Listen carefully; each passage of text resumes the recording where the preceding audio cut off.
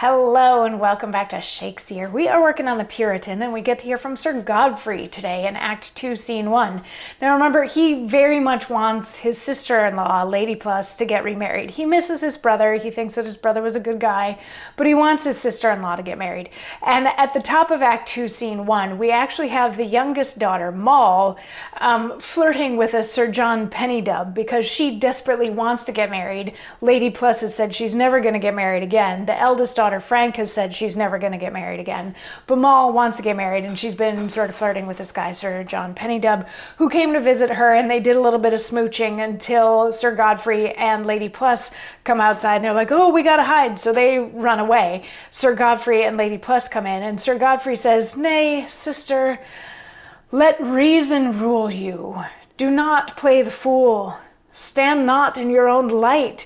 You have wealthy offers, large tenderings. Do not withstand your good fortune. Who comes a-wooing to you, I pray? No small fool.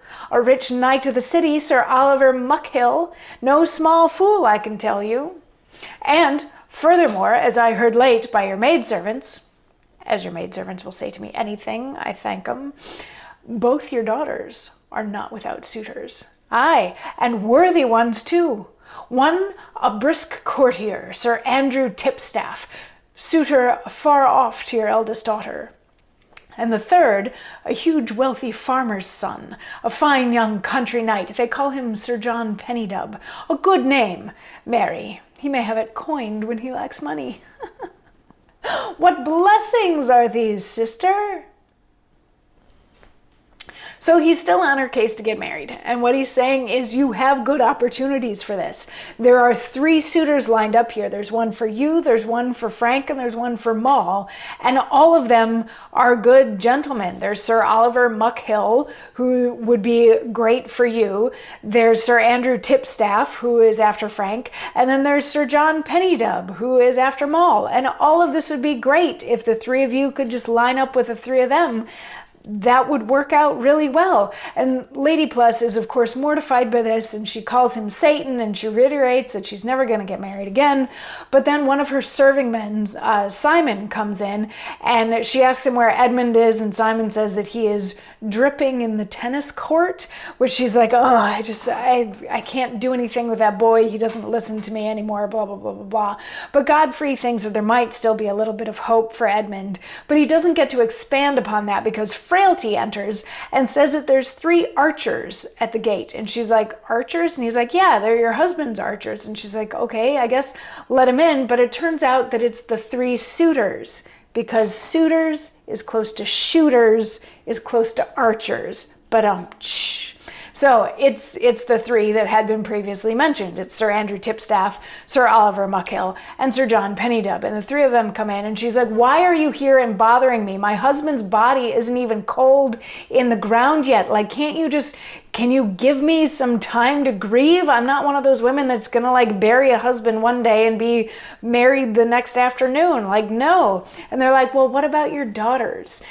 And Pennydub has a couple little asides in all of this where he's like, yeah, that Moll, she's one hot ticket kind of thing, you know, wink, wink, nudge, nudge, know what I mean, that sort of thing. And Lady Plus then exacerbates the innuendos by saying that she wants all of them to put off their suits, which Frailty jumps on and is like, a man without a suit is best suited for the bed, but it's all very like wink, wink, nudge, nudge, know what I mean, except not even subtle. But anyway, Muckhill gives Godfrey some money to put in a good word for him with Lady Plus, which Godfrey says he'll do. And then Muckhill leaves, but then in comes Pieboard, and Lady Plus is like, not another suitor. I can't with another suitor. And Pieboard's like, no, I'm not a suitor. So they have a little bit of back and forth, and Lady Plus is like, okay, I can have a conversation with you, Godfrey, and Frailty. It's fine if you leave. But then her daughters come in, and Pieboard is like, good, this concerns all of you. So just so you know, I have this way of knowing stuff that's going on. Like, you don't want to get married, but the youngest one does. And they're all like, oh my goodness, he can read our thoughts. and all this sort of stuff.